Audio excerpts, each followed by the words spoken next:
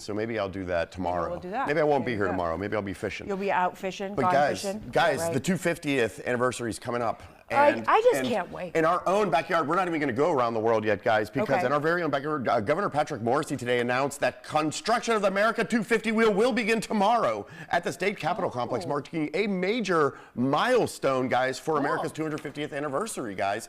The America 250 wheel, the world's tallest portable Ferris wheel, it's amazing, will serve as a centerpiece of the state's 4-day celebration scheduled for July 2nd to 5th in Charleston, standing 230 feet tall and offering views stretching up to 14 miles from the top. The wheel features 45 gondolas, each representing a U.S. president and capable of seating 6 riders. The attraction, guys, listen to this, the attraction can accommodate 1,600 guests per hour, guys. At night, a 256 color LED system is going to be transforming the wheel. It's going to be really cool. Well, it came up on the screen. We were in the newsroom, and I said, "Oh, are they putting that up at the White House?" And they go, "No, it's Charleston." I said, "My God, that's amazing!" Right here in West Virginia. That's not a long drive. I can see that. My gosh, 14 miles. That's cool. Wow. But there's big news around the world. Okay, where my 90s kids at? Guess what's back I'm after? excited about this. Okay, now you're gonna die when you hear how many years. Okay, get your gut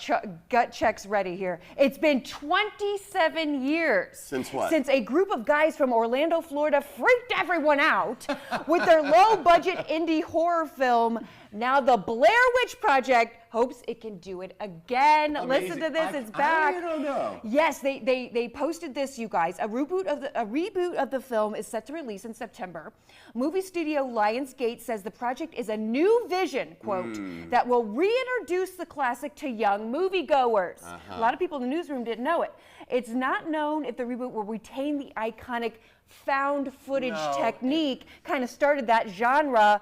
The original 1999 film cost almost nothing. It only cost about $60,000 to make, but earned close to $250 million. Here is the thing. And the creators are the ones returning to executive produce, so they will be there. You know. Here's the thing, guys. First of all, for those of you, many of you know, our viewers mostly will remember this film, guys. This was an important movie. Like, this influenced horror movies moving forward. It changed everything about, you know, a lot of things about horror movies. But the most interesting thing to me about what they did was how they blurred the lines between the real, this is being a fictional movie versus this is a real story. They created fake documentaries. They created fake websites, fake rumors online. And remember the 90s. We didn't know. First of all, the internet was very new. Exactly. I mean, it was new-ish enough. Exactly. We didn't have all these AI fakes and what you saw really kind of usually was what you saw. What really happened. We believed what we read online, so people would see these rumors. Yes. And so people were really freaked out about this movie coming out. So freaked out. And you know what? And then once you saw it, once you made it through the thing, first of all, a lot of people got sick. Do you remember that? Because of the people shaking, were getting sick from the shaking. Camera. And then you made it through the thing, and people hated the ending. A lot of people hated the ending. So anyway, but here's the thing. Can you remake something without the lore? How do you put the toothpaste back in the tube?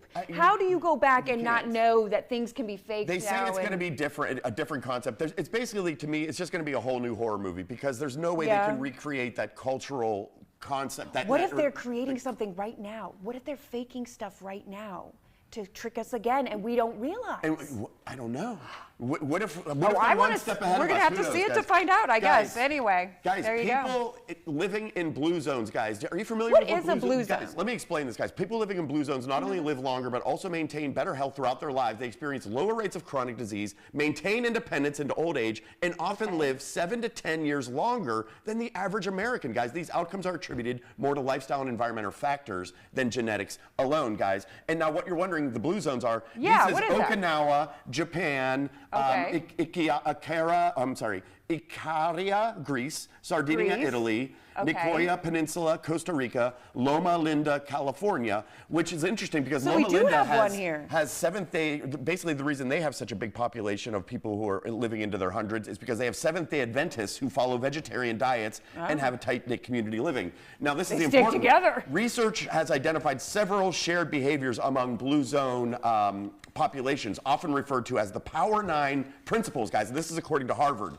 This includes the Power 9: plant-based diet, which is low meat, not necessarily completely plant-based, Okay. but moderate caloric intake, regular physical activity, strong social connections, sense of purpose, which is the most interesting thing, and they call this ikigai in Japan. Okay. It's a really important thing, Yeah. having a sense of purpose. Well, we're going to be talking about this all Yeah. episode is Stress- healthy aging. And then stress reduction, moderate your alcohol, spiritual and religious engagement, and then healthy environment, living somewhere where you can walk easily, living somewhere where you can get out easily. There you go. And so blue zones, guys, the point of this whole thing is that these blue zones, people will think, oh, it's just because they're from the Mediterranean or they're from Japan, No. or they think it's just the diet, right, that's Right. causing people to live into hundreds. No. Yeah. It's a lot of things that you can actually control. Yeah. So bring the blue zone to you. And the whole episode is going to be about how we can do that. Guys, speaking of living forever, I wanted to show you this. Some big name bands are giving their merch a second life. As the U.S. punk rock group Social Distortion goes on tour, their fans are buying t-shirts and hoodies recycled from their old concert tees. Awesome. The unsold shirts sitting in warehouses are being broken down. Now That's look, great. look how they do this and turned into new yarn Oh my gosh, to they create really fresh break 'em merch. down. Musicians say it's all about making the industry a bit greener. The company behind the plan, it produces merch for major artists. It says it's hoping to scale up the idea to more and more bands. Right.